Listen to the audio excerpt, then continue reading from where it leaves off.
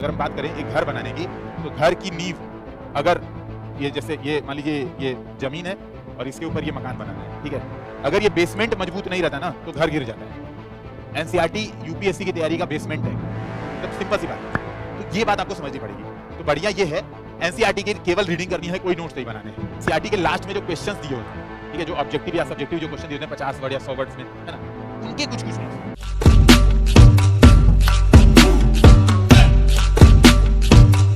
हम लोग कहते हैं ना कि यूपीएससी की तैयारी स्टार्ट करते हैं तो सबसे पहले एनसीईआरटी से स्टार्ट करते हैं। ये ना उसको मैंने नाम दिया प्री यूपीएससी, क्योंकि वो क्या होता है ना, वो कहीं प्री मेंस इसमें सेट नहीं बैठ रही थी, क्योंकि एनसीईआरटी यहां भी यूज होती है, यहां भी यूज होती है और यहां भी यूज होती है। एनसीईआरटी कहीं ऐसा नहीं है, मतलब वो बेसिकली ऐसा बेस है, एनसीईआरटी ऐसा बेस है जो कि सिविल्स की तैयारी के लिए मतलब मेरे नजर में बहुत जरूरी है। और मैं इस वजह से बोल रहा हूँ वो जिम्मेदारी के साथ।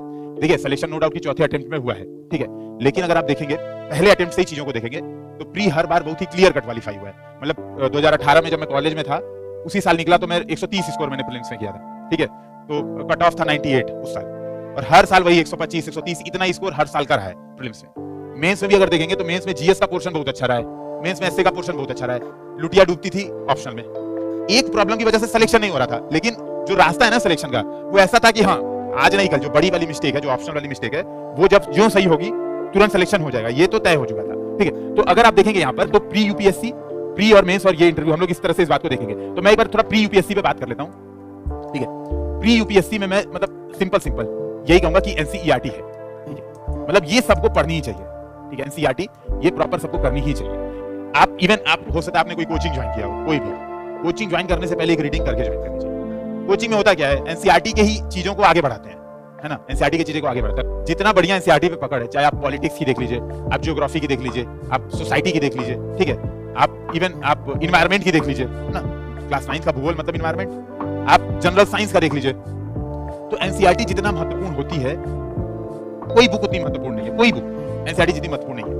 और मैं आपसे बात बता रहा हूँ, ये जो मेरा एक्सपीरियंस है ये ऐसा नहीं है कि सिविल्स की तैयारी के दौरान ही था। जब मैं आईटीजेई की तैयारी कर रहा था तो मैंने फर्स्ट अटेम्प्ट, मेरा दोस्त आईटीजेई वाला पीछे ही बैठा, हम लोग साथ साथ में तैयारी करते थे, ठीक है, पीछे ही है अब, है ना, उधर ही। तो मैं देखिए मत सब लोग घूम के खोजने लगे कौन, कहने का ये मतलब है उसको भी ये स्टोरी याद होगी। हम लोग कोचिंग में जब बैठते थे तैयारी करते थे तो हम लोग बड़ी बड़ी बुक सॉल्व करते थे। जैसे अभी आप लोग लक्ष्मीकांत पढ़ना स्टार्ट करते होगे, स्पेक्ट्रम करना स्टार्ट करते होगे।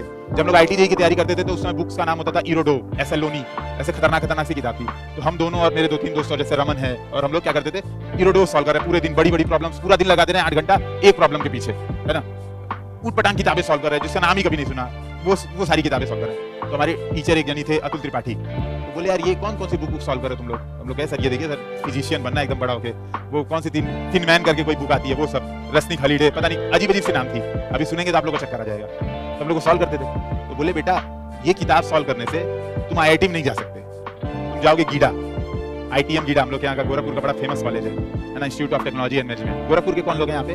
अच्छा अच्छे खासे लोग हैं गोरखपुर, तो जानते होंगे। तो बोले वहीं जाओगे। हम लोग माने नहीं, हम लोग नहीं ऐसा थोड़ा होता है। एनसीईआरटी क्या है, जब हम एनसीईआरटी से बड़े लेवल, देखिए समझिएगा, अभी आपके दिमाग में भी ये चीज होगी। मैं ये बोलता था और हम लोग जो हम लोग का ग्रुप था 5 लोगों का, हम लोग के ग्रुप में कॉमन कंसेंसस इस बात पे था कि जब हम इरोडो सॉल्व कर ले रहे हैं, जब हम एसएलोनी सॉल्व कर ले रहे हैं, एनसीईआरटी क्या चीज है ना, एनसीईआरटी तो अपने आप हो जाएगी। तो वो कहते थे नहीं ऐसा नहीं है, और हम लोग मानते नहीं थे। पहला अटेम्प्ट दिया, जब सिलेक्शन नहीं हुआ और जब पेपर देखे तो समझ में आया कि नहीं भाई एनसीईआरटी करना जरूरी था। हुआ ये, देखिए समझिएगा, जैसे मान लीजिए एनसीईआरटी के महात्म्य पे चर्चा हो रही है तो कोई बस 2 मिनट पे, अब ज्यादा चर्चा इसमें नहीं चलूंगा। जैसे मान लीजिए ये यूपीएससी है गोल पोस्ट, ठीक है, और यहाँ से आप स्टार्ट कर रहे हैं और आपका लेवल यहाँ हो जाता है ये, तो भी आपका सिलेक्शन नहीं होगा। सिंपल सी बात है, आपको वही चीज चाहिए जो आपको यहाँ पे लेके जाए, वो रुक जाइए, वही चीज चाहिए जो आपको यहाँ पे लेके जाए। आप यूपीएससी से आगे निकल जा रहे हैं, वो भी यूपीएससी को नहीं चाहिए। आप यूपीएससी से पीछे रह जा रहे हैं, वो तो यूपीएससी को चाहिए ही नहीं चाहिए। जैसे 100 लोग अगर तैयारी करते हैं तो 100 में 90 होते हैं जो यूपीएससी से पीछे रह जाते हैं, 9 रहते हैं जो यूपीएससी से आगे निकल जाते हैं। तो सिलेक्शन उसे एक का होता है जो वहीं पे जाके अटकता है। गेम यही है यूपीएससी का, समझिएगा। तो जब हम एनसीईआरटी छोड़ते हैं ना, हो सकता है आपने लक्ष्मीकांत बहुत ढंग से पढ़ लिया, आपको पूरा कॉन्स्टिट्यूशन रटा हुआ है, आप निकल गए आगे यूपीएससी के। भाई तुम जाओ फिर रिसर्च करो पॉलिटिक्स में, काहे लिए यूपीएससी की तैयारी करना है ना। तो ये बहुत मैटर करता है। तो मैंने कहा कि एनसीईआरटी, अब यहाँ पर एनसीईआरटी की अगर बात आती है तो मैं थोड़ा सा शॉर्ट में यही बात बता देता हूँ, कितने दिन में कब क्या करनी चाहिए शॉर्ट में, ताकि एकदम बेसिक से एकदम मैं यही मान के चलूं कि सभी लोग एकदम जीरो पे हैं। फिर वहां से हम चीजें आगे बढ़ेंगे। जो 2024 में प्रीलिम्स दे रहे हैं उनको मैं लास्ट में आधा घंटा उनके लिए अलग से डिस्कशन करके जाऊंगा। तो देखिए, जब एनसीईआरटी की हम बात करते हैं तो पहले 2-3 मामला एकदम क्लियर। पहली बात, न्यू एनसीईआरटी होनी चाहिए, ओल्ड के चक्कर में एकदम मत पड़िए, न्यू एनसीईआरटी, ठीक है। दूसरी बात ये, न्यू मतलब प्री कोविड, कोविड के बाद भी एनसीईआरटी आई है अपडेटेड, सबने देखा है ना। कोविड के बाद एनसीईआरटी अपडेटेड है जिसमें बहुत सारे चैप्टर्स डिलीट कर दिए गए, तो वो नहीं पढ़ना है आपको। प्री कोविड जो एनसीईआरटी थी वो आपको पढ़ना है, ठीक है। प्री कोविड पढ़नी है एनसीईआरटी, लेकिन न्यू एनसीईआरटी, ये दिमाग में रखना है। इसको पढ़ने का ये तरीका है, केवल रीडिंग करनी है। एनसीईआरटी के कोई नोट्स नहीं बनाने हैं, कोई ऐसा नहीं है कि लेके, क्योंकि होता है जब आपने एनसीईआरटी के नोट्स बनाने बैठेंगे ना, तो वो न्यू एनसीईआरटी रिटेन बाई जो भी आपका नाम है वो हो जाएगा। ये जनरली होता है।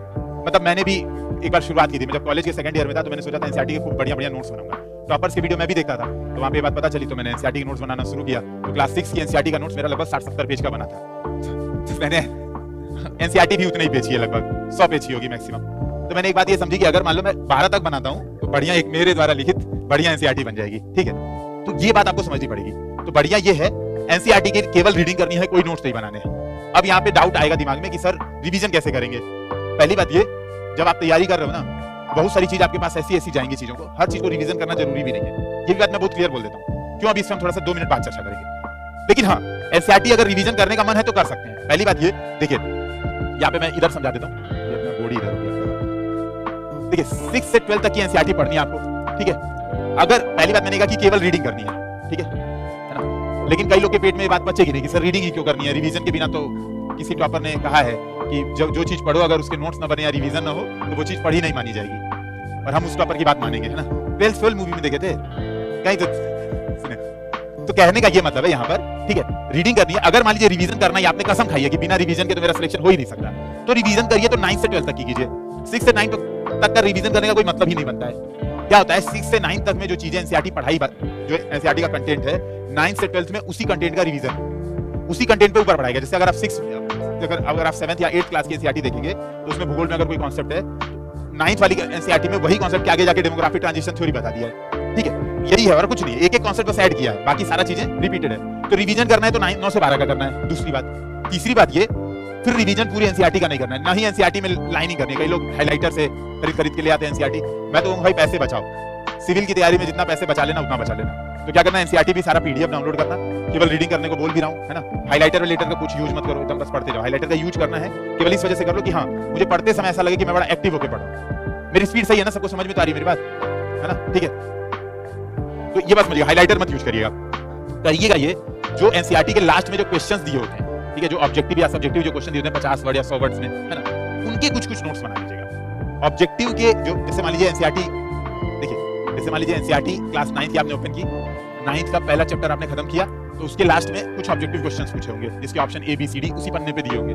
आपको क्या करना है, यहीं पे उसके आंसर नोट कर लेना है, एक लाइन एक्सप्रेशन के साथ, ठीक है। रैंडम 2-3 50 वर्ड वाले जो आंसर है उसको लिखना है, रैंडम सिलेक्शन के साथ, मतलब सारे नहीं, 1-2 रैंडम, ठीक है।